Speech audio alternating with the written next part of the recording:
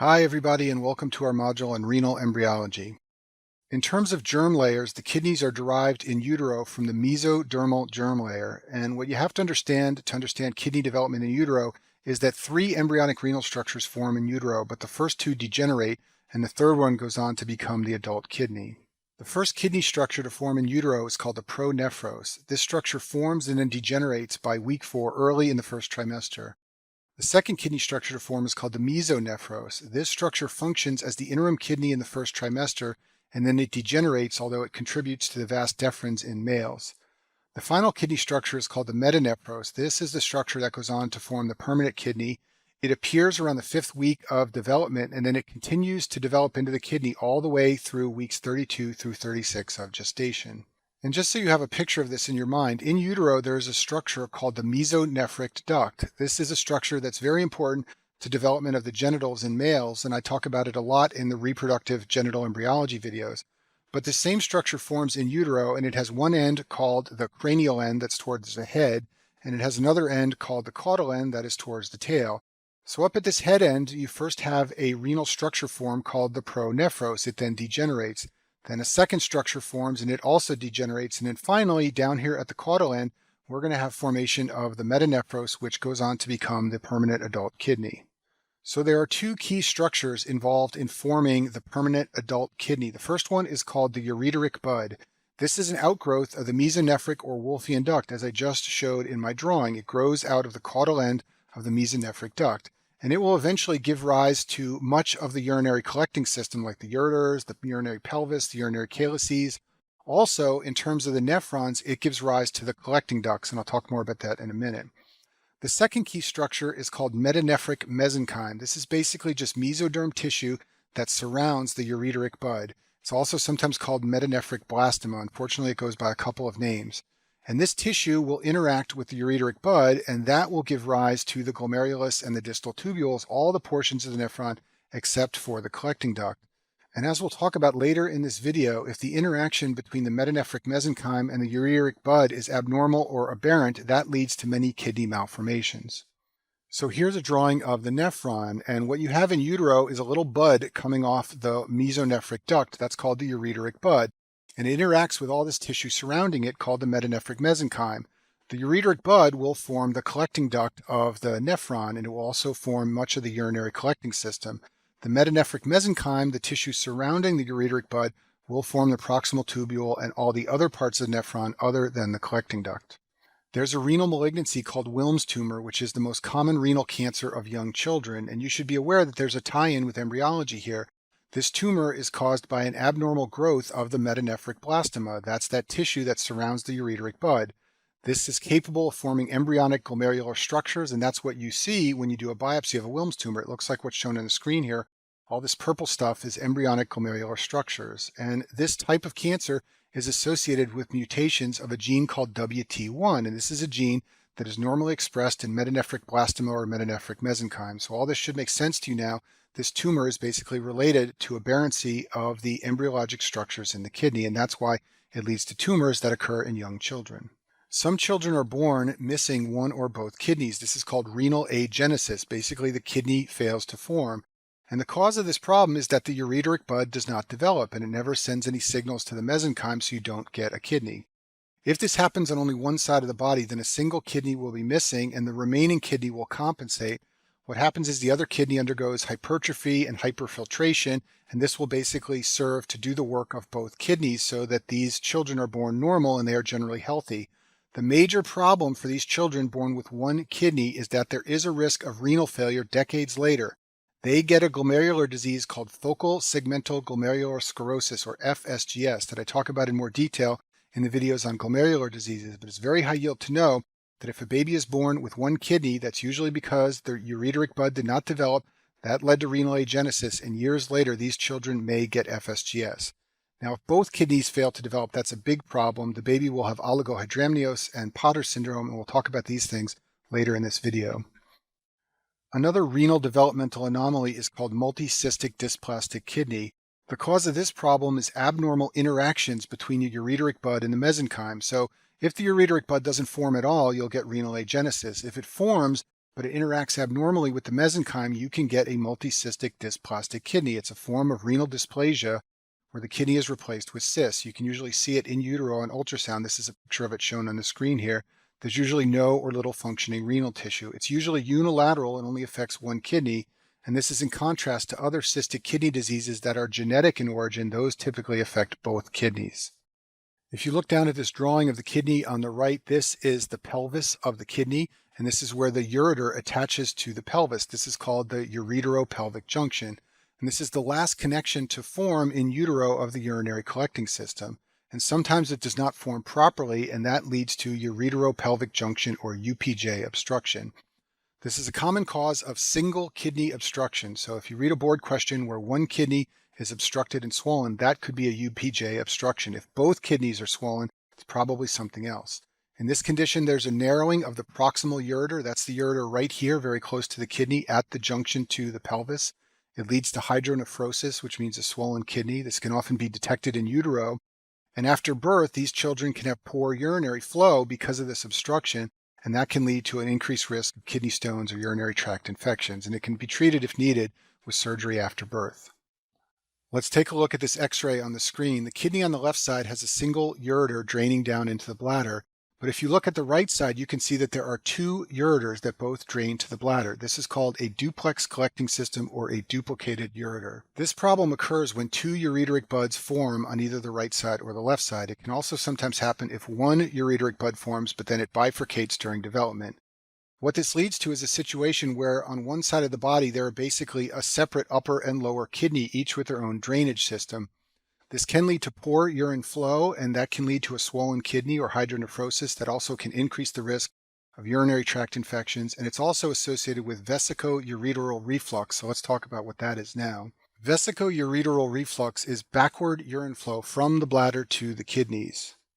So if we have a right kidney and we have a left kidney and they both connect via the ureters down to the bladder, if there is a problem where the ureter inserts into the bladder here, then anytime the bladder contracts, instead of pushing urine out of the bladder, it will push it back up towards the kidneys. That's called vesicoureteral reflux, and it can happen if the ureter inserts abnormally here into the bladder on either side. The main clinical consequence of this problem is recurrent urinary tract infections. You need good forward flow of urine to keep bacteria out of the urinary tract. Vesicoureteral reflux is called primary vesicoureteral reflux when it's caused by abnormal closure of the ureterovesical junction or the UVJ. This is where the ureter inserts into the bladder. This often occurs in children, and it's high yield to know that this is associated with duplex ureters. If the ureters form abnormally and they are duplex, they often insert abnormally into the bladder, and that often allows urine to leak backwards up towards the kidneys when the bladder contracts. There is also a form of vesicoureteral reflux that's called secondary. This happens anytime there's very high pressure in the bladder. If the pressure gets very high, then when the bladder contracts, it will push urine backwards up towards the kidneys. This is seen when there is an obstruction to the outflow of urine from the bladder, and one of the conditions that causes this that occurs in children is called posterior urethral valves, and we'll talk more about that in a minute. You can also see secondary reflux in men who have significant benign prostatic hyperplasia. Now let's talk about Potter syndrome, which is also called Potter sequence. This is a collection of abnormalities in a fetus that is caused when the fetus is exposed to absent or decreased amniotic fluid. Remember that the amniotic fluid in the womb comes from the fetal urine, so if there is severe fetal renal malfunction, this leads to decreased amniotic fluid, and that can lead to Potter syndrome. The reason Potter syndrome occurs is because there is a loss of fetal cushioning to external forces. The amniotic fluid in the womb protects the baby from pressure from the organs in the mother's abdomen. If there's not enough amniotic fluid, all those organs in the abdomen will push on the baby. This will lead to external compression of the fetus in the womb, and the baby's face and limbs won't form normally. These babies are born with smushed faces and abnormally formed limbs. Another problem that happens is that you don't have the normal liquid environment in the lungs while they are developing, and for this reason the lungs usually don't form properly, and that can lead to severe respiratory problems at birth if the child survives. In many cases, Potter syndrome is fatal and the baby does not survive to birth. So here's a summary of the things you can see in a baby with Potter syndrome: limb deformities, a flat face, pulmonary hypoplasia, which is poor development of the lungs, and as I said before, this often leads to fetal death.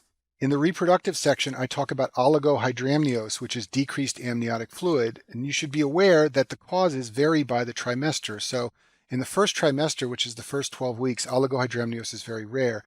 In the second trimester, which is everything up until 27 weeks, this is when oligohydramnios often occurs from decreased formation of fetal urine. The urine is very important in the second trimester to keep that volume of amniotic fluid up.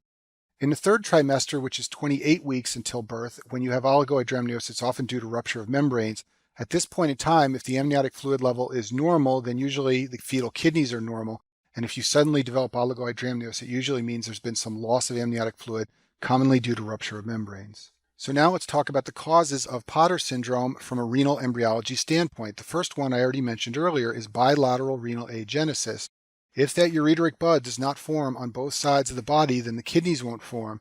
This is often detected in utero. The kidneys will not be seen on ultrasound. They're normally visible by 10 to 12 weeks, and these babies usually don't survive because there's no amniotic fluid. Another cause of Potter syndrome is called a posterior urethral valve. I also mentioned this earlier in the video. This only occurs in male babies, and the cause is a piece of tissue called a posterior urethral valve that obstructs the bladder outflow. If you look at this drawing on the screen, this is the bladder, and urine is supposed to flow out into the urethra in the male baby so it can go on to become amniotic fluid. If there's a piece of tissue right here, then urine cannot leave the bladder, and that will lead to fullness of the bladder and swelling of both kidneys. And this is called a posterior urethral valve, and this can lead to Potter syndrome.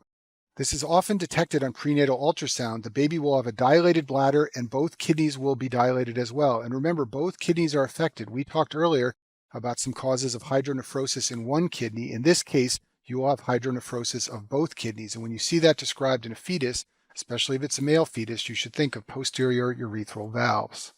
Another potential cause of Potter syndrome is autosomal recessive polycystic kidney disease. I talk about this in more detail in the video on cystic kidney disorders, but this is the juvenile form of cystic kidney disease that occurs in the fetus or in children. Cysts form in the kidneys and also in the biliary tree. Both kidneys are affected because it's a genetic disease, and if it's severe, it can cause oligohydramnios. If it's less severe, then it may cause renal failure and hypertension in childhood. Horseshoe kidney is a developmental anomaly of the kidneys where the inferior poles of both kidneys fuse. It looks like what's drawn on the screen here. You can see that the bottom or inferior portions of both kidneys are linked together. That's called a horseshoe kidney. When this happens, the kidneys cannot ascend in the pelvis, which they normally do during development, to rise up and settle in the retroperitoneum. They will therefore be lower down in the pelvis. And the reason for this is because they are trapped by the inferior mesenteric artery, and it's very high yield to remember this. When the kidneys are fused like this, they get stuck below the inferior mesenteric artery, and therefore they cannot rise up to settle in the retroperitoneum where they're normally found. So in the adult who has horseshoe kidneys, you will find the kidneys lower in the abdomen compared to normal.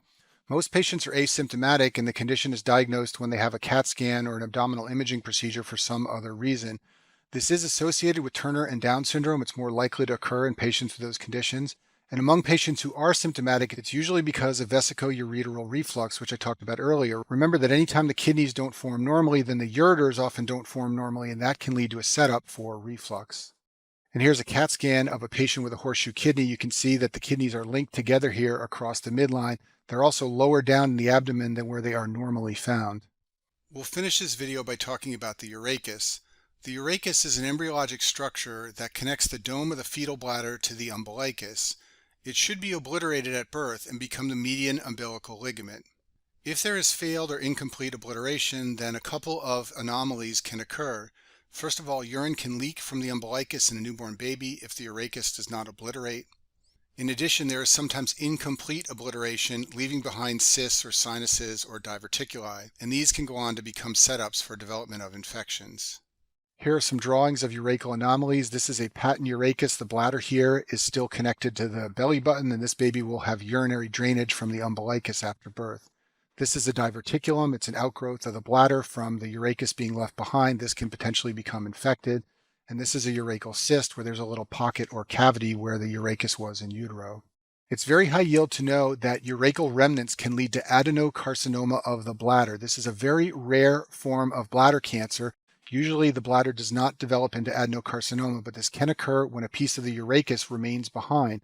And classically, this will lead to a cancer at the dome of the bladder. So the classic case is an adult with painless hematuria, which is a common presentation of bladder cancer. The tumor is found at the dome of the bladder, and the pathology shows adenocarcinoma. What the question is likely going to ask you about is where did this come from? And the answer is it came from the embryologic structure, the urachus. And that concludes our video on renal embryology.